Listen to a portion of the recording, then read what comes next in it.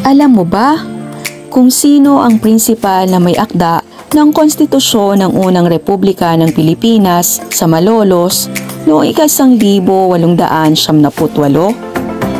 Ang tamang kasagutan ay si Felipe Calderon.